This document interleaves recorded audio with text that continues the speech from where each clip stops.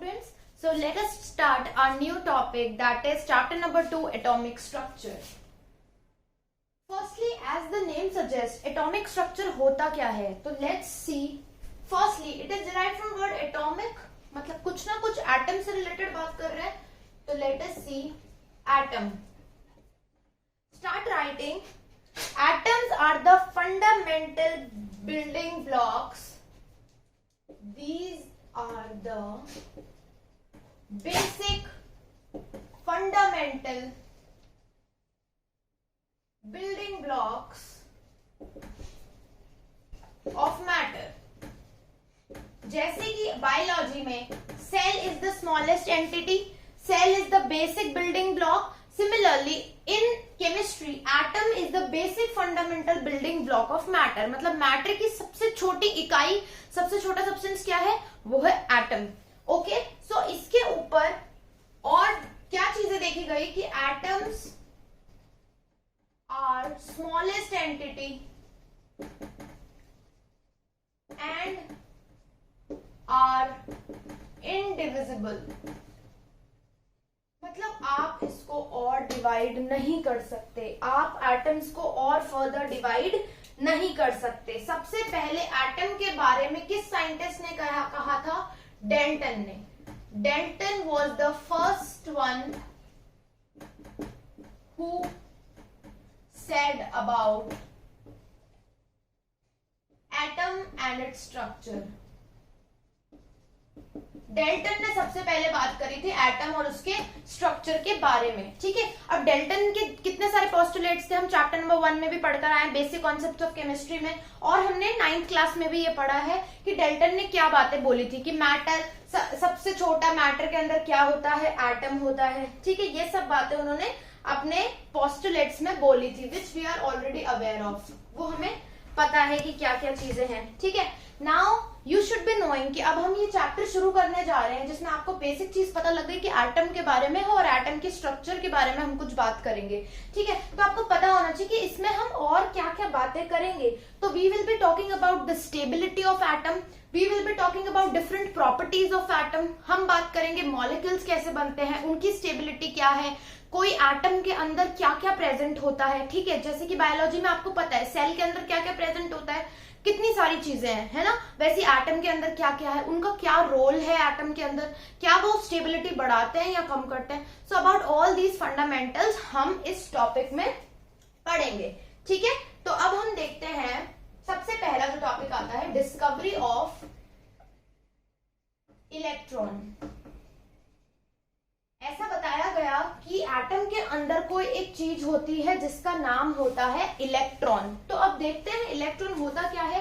तो एक experiment performed by Faraday. Faraday ने एक एक्सपेरिमेंट परफॉर्म करा, और आपको ये पता होगा फेराडे ने इलेक्ट्रिसिटी से रिलेटेड बहुत काम किया है, फिजिक्स में बहुत काम किया है फेराडे ने. तो उन्होंने एक इस तरीके की ट्यूब ली, ये है उस ट्यूब का कैथोड साइड और ये है उस ट्यूब का anode side. Cathode is negative, anode is positive. ठीक है, और यहां पर उन्होंने कहीं पे हाई वोल्टेज लगा दिया, ये उन्होंने हाई वोल्टेज लगा दिया, और यहां पर उन्होंने एक वैक्यूम पंप लगा दिया. Now what is the actual depiction? इससे हमें देखने को क्या मिलता है? पहले तो इसका नाम है cathode ray discharge tube. Cathode ray discharge tube ये एक ऐसा एक्सपेरिमेंट है, ठीक है, जिसमें ये कैथोड रे किससे बनी हुई है? ग्लास की बनी हुई है, जिसमें ये इलेक्ट्रोड्स लगे हुए, मेटल इलेक्ट्रोड्स, ये negative side cathode, positive side anode. ठीक है, अब क्या हुआ, जब इसमें हाई वोल्टेज सप्लाई करी गई तो देखा गया कि करंट फ्लो होने लग गया. करंट कैसे फ्लो हुआ, किस डायरेक्शन में? Cathode to anode. करंट किस डायरेक्शन में फ्लो होने लग गया? कैथोड से एनोड की डायरेक्शन में करंट चलने लग गया. ठीक है, अब जब करंट इस डायरेक्शन में जाने लगा तो देखा गया कि कुछ नेगेटिवली चार्ज पार्टिकल्स भी साथ साथ में जा रहे हैं. मतलब इस तरीके के स्ट्रेट लेयर, स्ट्रेट लाइंस में कैथोड रे चल रही है, करंट फ्लो हो रहा है cathode to anode, cathode to anode, cathode to anode, और क्या हो रहा है इसके बीच में नेगेटिवली चार्ज चार्ज पार्टिकल्स हैं कुछ कुछ कुछ कुछ जगह जगह पे। तो उसको जब ऑब्जर्व करा गया तो यहां देखा गया कि ये नेगेटिवली चार्ज पार्टिकल्स क्या है, तो इन्हीं को नाम दे दिया गया इलेक्ट्रॉन्स। और ये नेगेटिव है, नेगेटिव चार्ज दिख रहा है इनके ऊपर, तो इसलिए इलेक्ट्रॉन्स होते हैं नेगेटिवली चार्ज्ड। ऐसे हुआ है इलेक्ट्रॉन्स का बर्थ। ठीक है, कैसे बर्थ हुआ इलेक्ट्रॉन्स का? इस तरीके से। अब एक और चीज देखी गई कि ये जो कैथोड रेज हैं ये इनविजिबल होती हैं, विजिबल नहीं होती।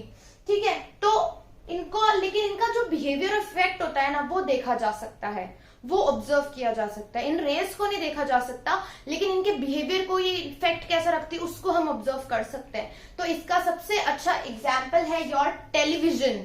टेलीविजन में भी क्या होता है, टेलीविजन की स्क्रीन पे कि कैथोड रेज होती हैं, कैथोड रेज का बना होता है। तो कैथोड रेज तो हमें दिखती नहीं है, हमें क्या दिखता है, हमें तो वीडियो दिखते हैं, पिक्चर दिखती है। ठीक है, तो उसका क्या रीजन होता है, क्योंकि हम कैथोड रेज को देख नहीं सकते, बट हम उनका बिहेवियर, उनका इफेक्ट ऑब्जर्व कर सकते हैं। कैसे?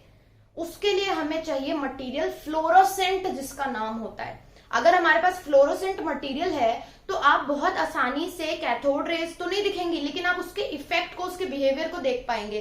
तो टेलीविजन अगर आपके पास में है तो कैथोड रेज उसमें चल रही है, आपके टेलीविजन की स्क्रीन के ऊपर फ्लोरोसेंट की कोटिंग होती है।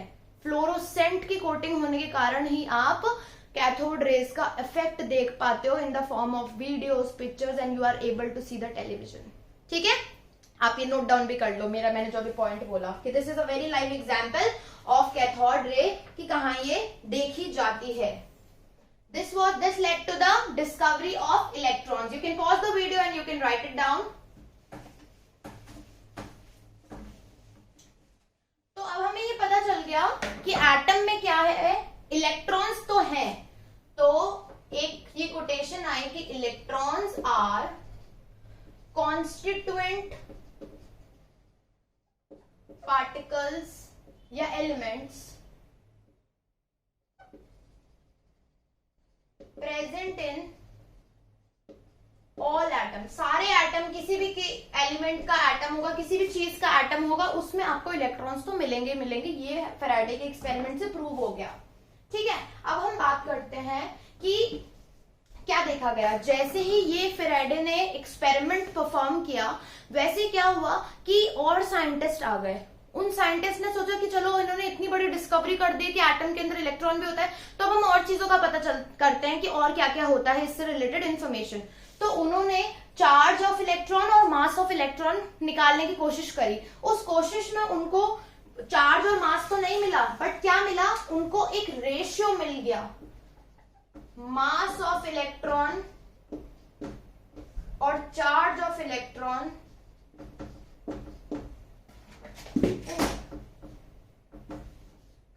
ये आएगा डिनोमिनेटर में। इसका उनको एक रेशियो मिल गया। Ratio is 1.7588 into 10 to the power 11 coulomb per kg. Coulomb is the unit of charge, है ना, पर केजी मतलब मास की यूनिट है। तो ये उन्होंने, कुछ साइंटिस्ट ने मिलके ये रेशियो डिराइव कर लिया। ठीक है, लेकिन वो एग्जैक्ट नहीं बता पाए कि मास कितना है या चार्ज कितना है इलेक्ट्रॉन का, वो इतना ही काम कर पाए। फिर एक और साइंटिस्ट आए कुछ सालों बाद में। ठीक है, उन्होंने इन सब पे ऑब्जर्व किया कि अच्छा फैराडे ने एटम में से बता दिया कि इलेक्ट्रॉन्स होते हैं। फिर किसी 2-3 साइंटिस्ट ने मिलकर इनका रेशियो बता दिया। तो अब एक साइंटिस्ट है जिनका नाम है मिलिकन। वो आए और उन्होंने सारी स्टडीज करी और एक ऑयल ड्रॉप एक्सपेरिमेंट करा। ऑयल ड्रॉप एक्सपेरिमेंट, ठीक है। ये एक्सपेरिमेंट आपके कोर्स में नहीं है कि इसमें हुआ क्या था, बट उसका कंक्लूजन आपके कोर्स में है। कंक्लूजन ये है कि इस एक्सपेरिमेंट से उन्होंने डिराइव कर लिया था charge of electron.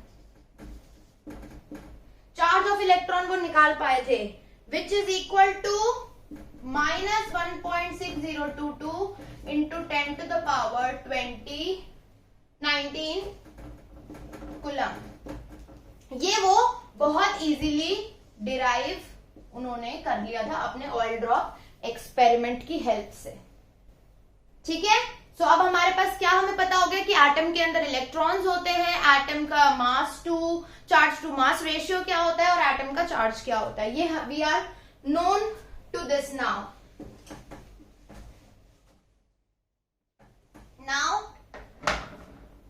Discovery of protons. इसमें क्या हुआ देखो, जो फेराडे ने कैथोड रे ट्यूब का एक्सपेरिमेंट किया था ना, उसी का एक्सपेरिमेंट को मॉडिफाई कर दिया. और मॉडिफाइड जब देखा गया तो देखा गया वो जो रेस सीधी सीधी जा रही थी कैथोड रेस, जब हम इलेक्ट्रॉन का देख रहे थे कैसे डेरिवेशन हुआ, तो उसी टाइम कैथोड रेस जो सीधी सीधी जा रही थी उनको हल्का सा डिफ्लेक्ट करा, तो वो मॉडिफाइड कैथोड रेस कहलाने लगी. उनको और डीपली ऑब्जर्व किया तो देखा गया कुछ कुछ लेयर्स के बीच में पॉजिटिव चार्ज भी दिखने लगे. अभी तक तो नेगेटिव दिख रहे थे, अब पॉजिटिव भी दिखने लगे जैसे ही आपने मॉडिफाई करा थोड़ा सा कैथोड रे को, तो उससे डिस्कवरी हुई प्रोटॉन्स की.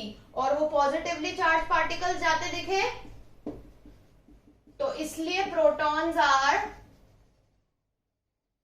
Positively charged.